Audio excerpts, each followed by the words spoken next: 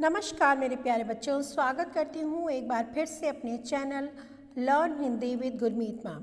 तो बच्चों, आज हम बहुत बढ़िया एक कहानी चोरी, जो कि मुंशी प्रेमचंद जी द्वारा रचित है, को लेकर उपस्थित हुए हैं। तो चलिए सुनते हैं ये बहुत ही प्यारी सी कहानी जो आपको बहुत सारी शिक्षाएं देगी।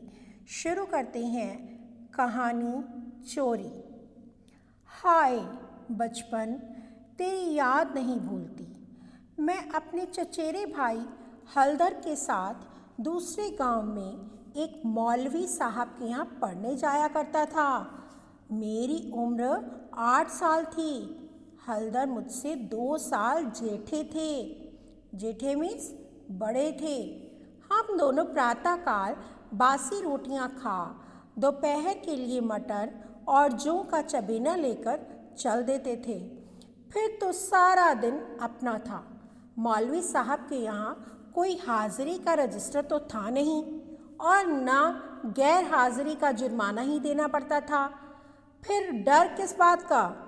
कभी तो थाने के सामने खड़े सिपाहियों की कवायद देखते, तो कभी किसी भालू या बंदर नचाने वाले मदारी के पीछे पीछे घूमने में ही दिन कट जाता था। कभी रेलवे स्टेशन की ओर निकल जाते और गाड़ियों की बहार देखते। गाड़ियों के समय का जितना ज्ञान हमको था, उतना शायद टाइम टेबल को भी ना था। कभी कभी हम हफ्तों गैर हाजिर रहते, पर मौलवी साहब से ऐसा बहाना कर देते कि उनकी चढ़ी हुई त्योरियां भी उतर जाती। हमारे मौलवी साहब दर्जी थे। मौलवीगिरी केवल शौक से करते थे। एक दिन सवेरे हम दोनों भाई तालाब में मुंह धोने के लिए गए। हलधर ने कोई सफ़ेद सी चीज़ मुट्ठी में लेकर दिखाई। मैंने लपक कर मुट्ठी खोली तो उसमें 1 रुपया था। विस्मित होकर पूछा, यह रुपया तुम्हें कहाँ मिला?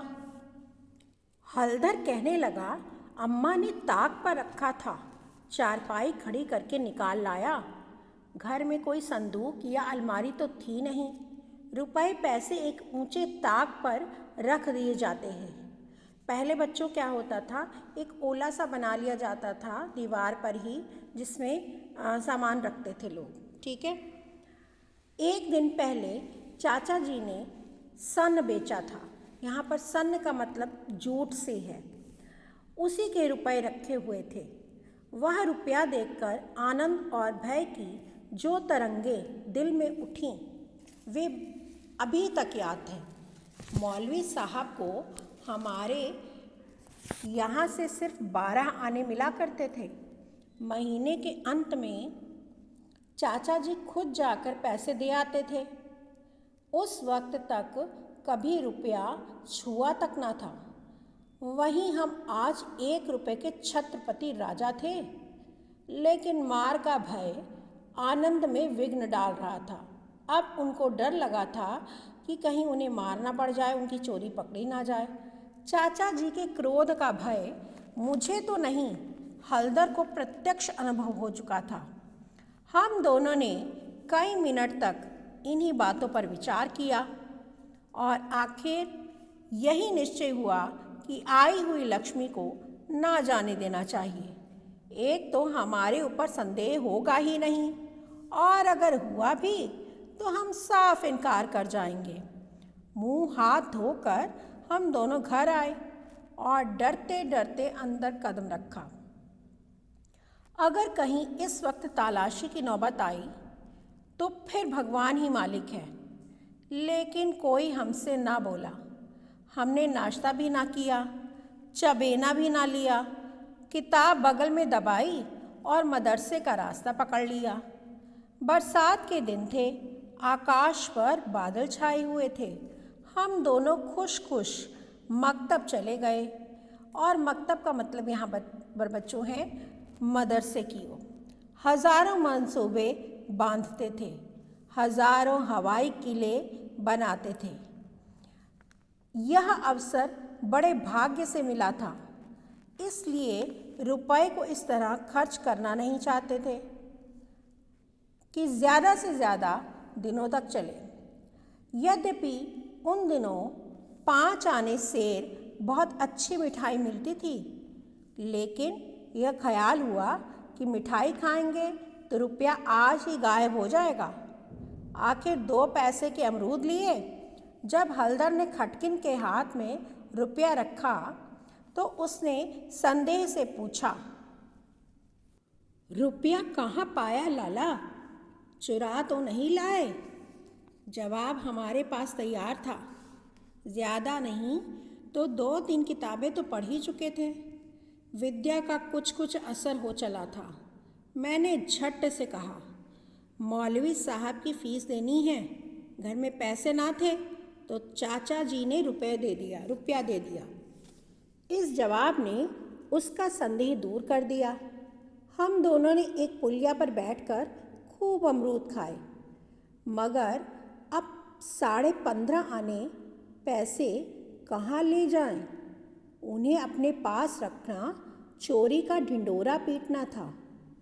बहुत सोचने के बाद यह निश्चय किया कि 12 आने तो मौलवी साहब को दे दिए जाएं, शेष 3.5 आने की मिठाई उड़ाई जाए।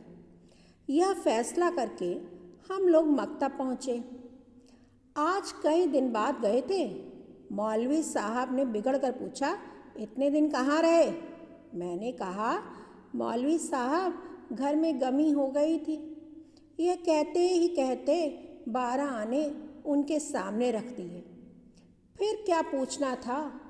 अब हम सबक पढ़ ही रहे थे कि मालूम हुआ आज तालाब का मेला है। दोपहर में छुट्टी हो जाएगी।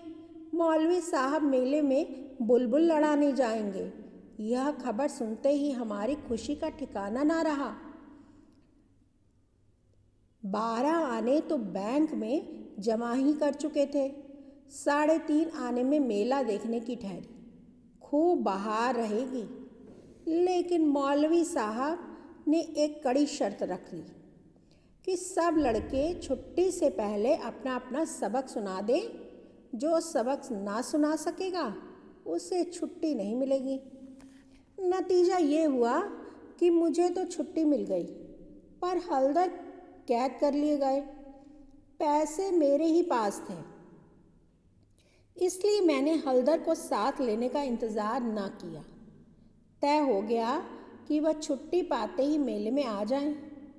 मैंने वचन कर दिया कि जब तक वे ना आएंगे एक पैसा भी खर्च ना करूँगा।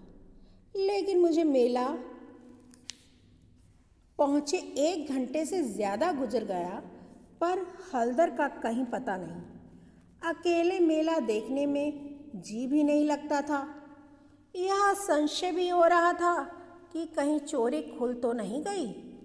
आखिर जब शाम हो गई तो मैंने कुछ रेवड़ियाँ खाईं और हलदर के हिस्से के पैसे जेब में रखकर धीरे धीरे घर चला गया।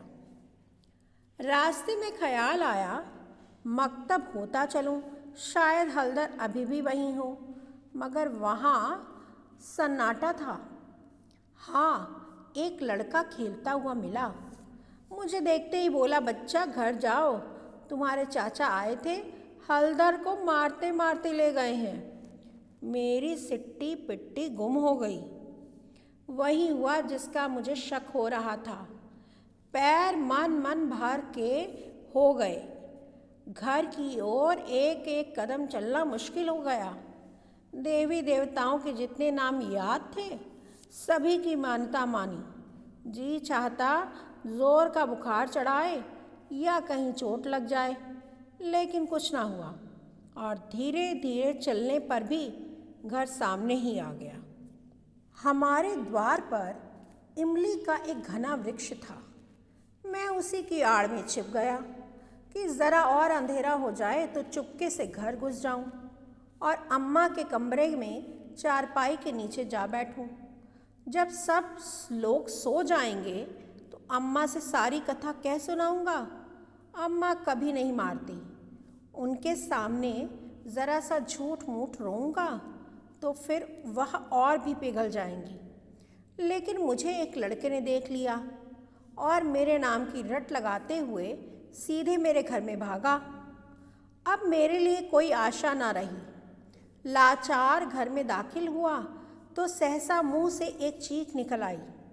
आंगन में पिताजी बैठे थे। मुझे देखते ही पिताजी ने लाल पीली आंखें करके पूछा, कहाँ थे अब तक?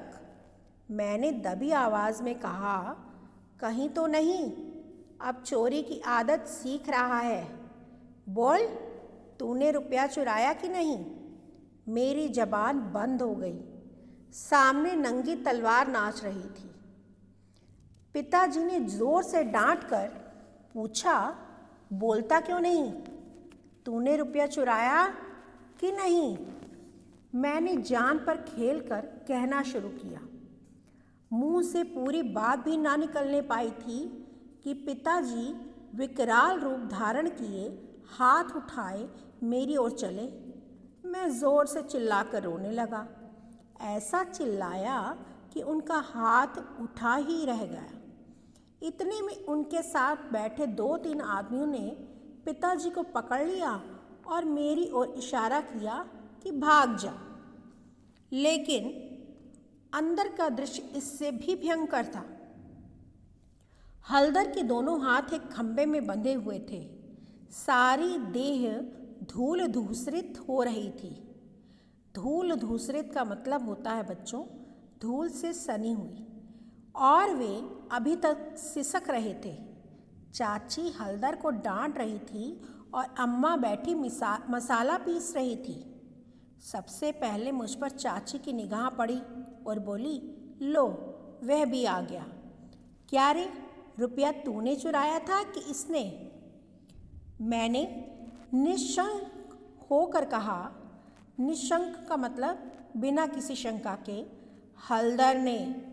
अम्मा बोली, तो तू घर आकर कहा क्यों नहीं?